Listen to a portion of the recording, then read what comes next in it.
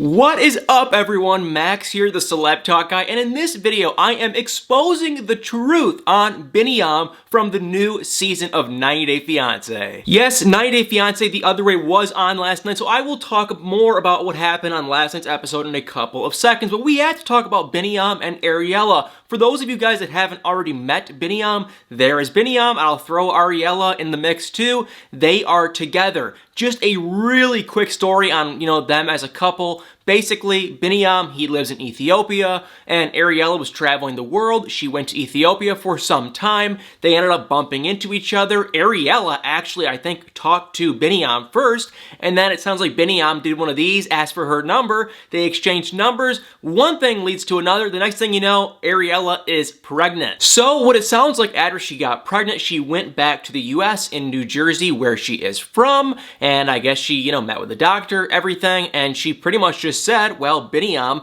the father of my future child, is in Ethiopia, and he wants to be there for the birth and everything, so I am packing up my life and moving to Ethiopia. Well, that just sounded like a fantastic love story, doesn't it? But, there are a lot of things going on behind the scenes that we are just starting to kind of find out about Biniyam, and that is why I want to expose and share his truth. Number one, Biniyam had this almost exact same story happen with another American woman in like 2017-16. So what happened back then was Biniyam also met another American woman in Ethiopia. They met, they dated, and boom, just like Ariela, she got pregnant very fast. Okay, is that a coincidence, or is he just trying to get himself to America? And from there, what it sounds like happened was she was pregnant, she went back to the US, and she had somewhat of a health issue with the pregnancy, and it was such an issue that she was able to somehow get, I guess, the immigration people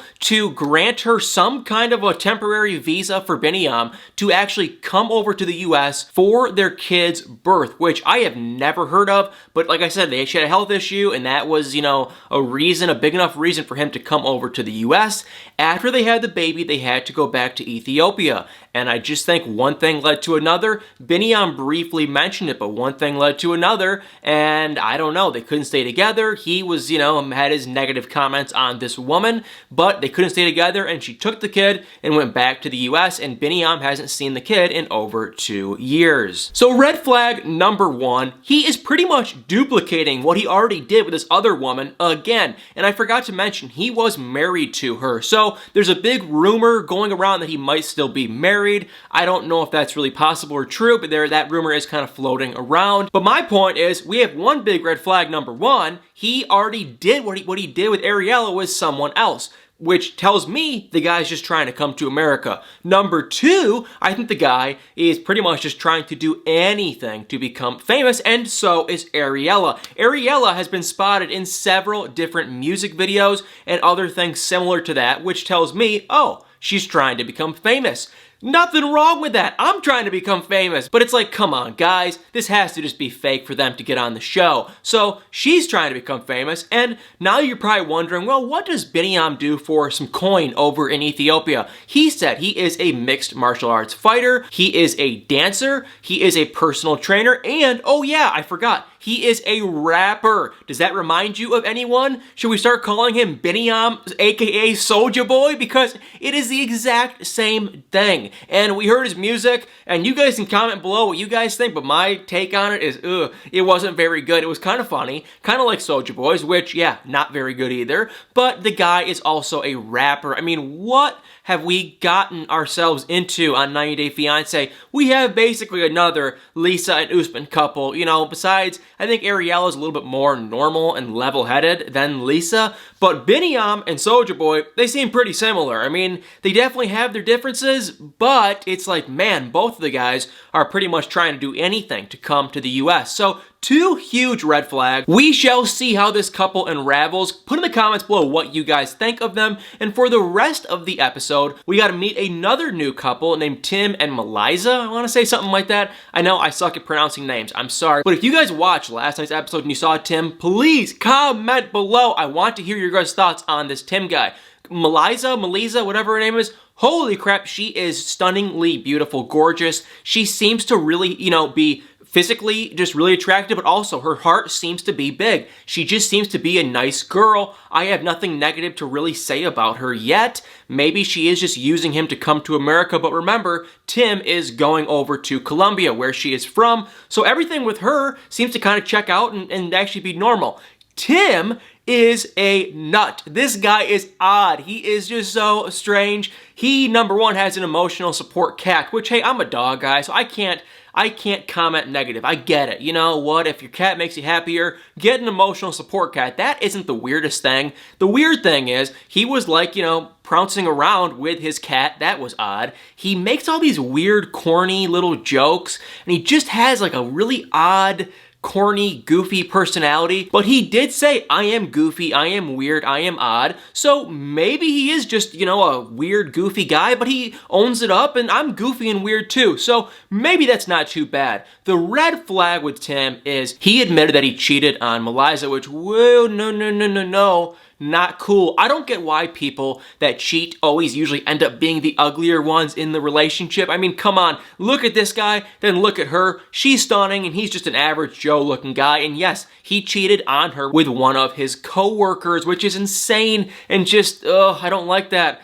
Big red flag, but he owned up to it. He was crying, he was sad, and he said he's going to do anything he can do to win back her trust, which is exactly why he is now moving to Colombia, and that was pretty much all we got to see with him. I don't have anything against her yet. Not a big fan of him, though. And then we saw Deavan and Jihoon. Deavan and her mom and the two kids made it to Korea, and it was awkward, it was tense. Deavan's mom, I have not seen her before. Holy crap, she is a loud mouth. She says it like she sees it. She says what's on her mind, and she doesn't hold anything back. Thank God Jihoon's parents don't speak great English, because she was saying a lot of stuff. She was mad about the living situation. She was mad about how Jihoon's mom was driving. She was mad about everything. It's a weird situation. If I had to guess, I would say that Deavan actually just says forget it, and she goes back to America when her mom leaves. We saw a little spoiler that Deavan threatened Jihoon with that, and she said, hey, if you can't get a job, if you can't get your crap together, I am going to leave. And I think that's probably what's going to happen. I don't know for sure, but I bet that is going to happen. Deavan's mom and Jihoon's parents, it was just awkward. It was weird, a lot of big personalities, and I think it's not going to mesh well. Thank God they can't speak the same language, though. And we saw Kenneth. We did not see Armando, but we saw Kenneth, and I actually like this guy. I think it is kind of weird that he is just picking up and moving, he's leaving his family, because he has, I want to say, 4 kids. I think he has 1 boy and 3 girls, and he just seems so unbelievably close with them. And one of the girls has her own kid now, so he has his own grandbaby, and it just seems like they have a really tight, close-knit little family thing going on in Florida. So every time I see him, I'm just thinking, why are you leaving? But I saw a picture of him and Armando, and it looks like one of his girls, I think, maybe 2 of his girls, actually went and visited them both in Mexico. They went to like some vineyard thing, and they seem to be happy. So I can only hope and assume that he does get there, they can make their relationship work, and I guess his kids can just come visit, and it's not that big of a deal. It breaks my heart to see the family, be separated, but best case scenario, fingers crossed, the relationship works. And unlike, most of these other couples we have seen on 90 Day Fiance the past season or so, they seem to really be in love and be a genuine couple. Oh, yeah, and we saw Britney and Yazin, and oh my God, guys, fake. I don't even know what I think, honestly, if this is fake or if it's just ridiculous or what. But Britney, she got there. We saw in the last episode, Yazin blew up because she hugged a producer and she had a bottle of you-know-what with her, which, according to him, is illegal. But a lot of you guys did, do some research and say, no, it's not illegal to drink over in Jordan. So I don't know why he was so upset. It's probably just against his religion, which, hey, if that is the case, it's a weird situation. Britney, she's a live and let live kind of girl. She's independent. She wants to do her own thing. And Yazin is a control freak. That is really what he is. He wants to control her every move, which Britney does not seem to be a person you can control. This relationship is not going to work. If it does work, I am going to just be mind blown, and I'd be shocked if they can, really be happy together. But they were there. Yazan dropped her off at the hotel, and he was just being so immature. He didn't want to, bring her luggage. He was just being really kind of rude, and Britney was upset, and that was the end of that we saw for them. Now, no, we did not get to see Jenny and Sumit. Boo-hoo, cry all you want, but we're not going to see them. This is only an hour episode. I wish it was 2 hours. B90 Strikes Back, that stupid show, that is on at 8, and this show is on at 9 for me in Eastern Time. So we don't get to see 2 hours of it. We have to see that stupid B90 Strikes Back show, which I did sadly watch parts of it, and boy, I don't like it. I can't stand it. I think it is actually tough to watch. Put in the comments below if you guys like it, though. If you like it, let me know.